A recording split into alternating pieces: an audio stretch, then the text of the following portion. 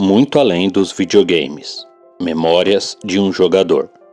Por Luiz Miguel Gianelli. Narração: Luiz Miguel Gianelli. Estágio 1. Os primeiros contatos. Minhas primeiras lembranças relacionadas ao que hoje é considerado nerd, geek ou pop remontam à segunda metade dos anos 80, no bairro Cidade Dutra, na cidade de São Paulo, bem próximo ao Autódromo de Interlagos, onde nosso querido Ayrton Senna nos deu tantas alegrias.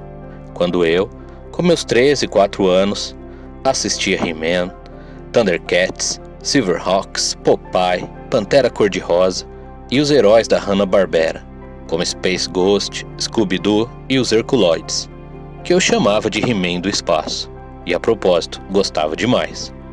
Além de outros desenhos animados, como Flintstones e Jetsons, numa TV com lateral de madeira e um botão redondo que fazia um enorme barulho ao mudarmos de canal.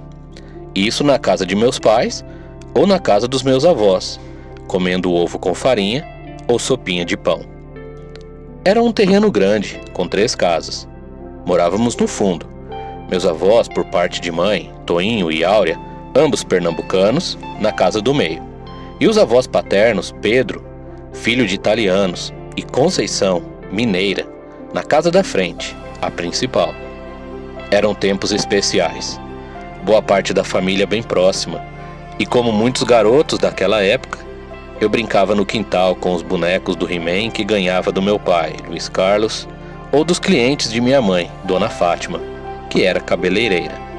Aliás, eu tinha vários destes hominhos, e o melhor de tudo, possuía o incrível e imponente castelo de Grayskull.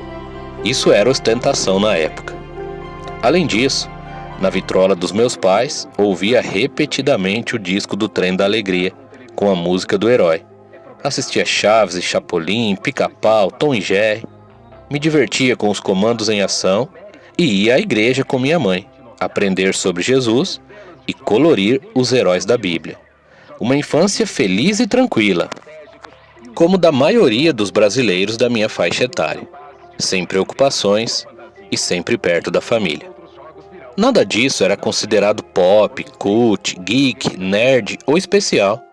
Eram apenas coisas de criança, por isso era tão legal. E como era! Em relação aos videogames, lembro-me que a primeira vez que vi um foi ao visitar amigos da família. Era um Atari, aquele com frente de madeira, clássico. Ele estava no chão ao lado da TV, desligado. Fiquei muito curioso, tentei dar uma olhada de perto, mas tímido, não perguntei nada e nem pedi para ligar. Porém, aquele objeto chamou minha atenção. Eu sabia que não era algo comum. Havia certa magia nele. Anos depois, nos mudamos para Caçapava, cidade do Vale do Paraíba, interior de São Paulo. E ali, na casa de um vizinho, tive a oportunidade de jogar pela primeira vez um videogame. Ele possuía um Atari com vários cartuchos, sendo que alguns deles tinham 4 ou mais jogos. Bastava mudar um botãozinho que trocávamos o jogo. Aquilo era o futuro e eu estava nele. Era incrível, eu tinha certeza disso. Gostei de todos os jogos, mas dentre eles, os que mais me chamaram a atenção foram Pac-Man, que carinhosamente chamávamos de Come Come, River Raid, Enduro, Pitfall e Esconde-Esconde, que achei fantástico, tornando-se o meu favorito. Além dos jogos de esporte, como tênis, que parecia real, e o boxe. Por incrível que pareça, o único que não me agradou foi o game de futebol. Nos dias seguintes, por diversas vezes imaginava-me jogando o esconde-esconde, com seus gráficos fantásticos, podendo esconder o carinha em diversos lugares dentro e fora da casa. Era simplesmente espetacular, como viver uma brincadeira dentro da TV.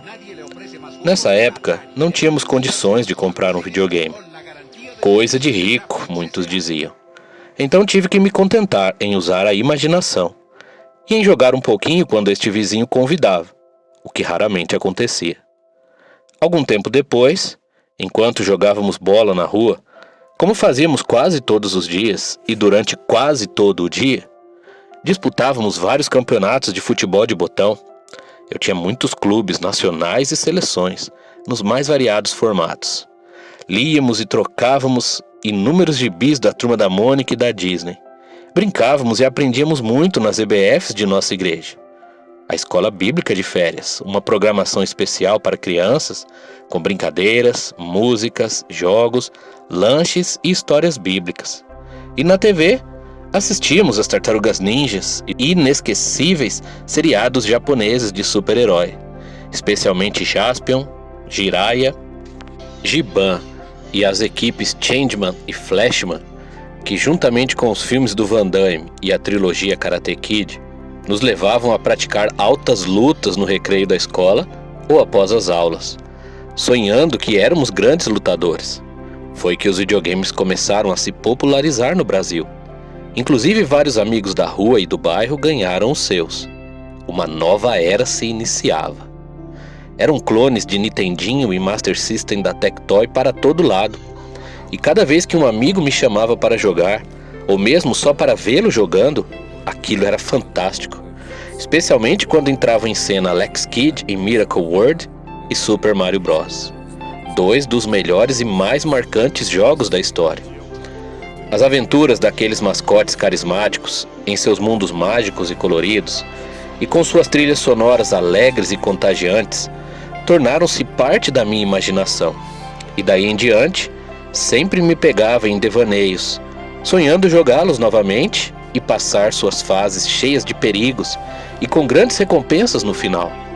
De fato, era um mundo novo, algo mágico, como viver um desenho animado, fazer parte de uma história em quadrinhos ou ser o próprio personagem de um filme ou de um livro. E tudo piorava quando os amigos ficavam contando de suas descobertas e grandes façanhas nos jogos. Muitas eram mentiras deslavadas, o que tornava a fantasia ainda maior. Afinal, eu acreditava em tudo e tinha uma imaginação fértil. Contudo, parecia que a realidade de ter um videogame ainda estava longe demais da nossa casa. Mas isso estava prestes a mudar.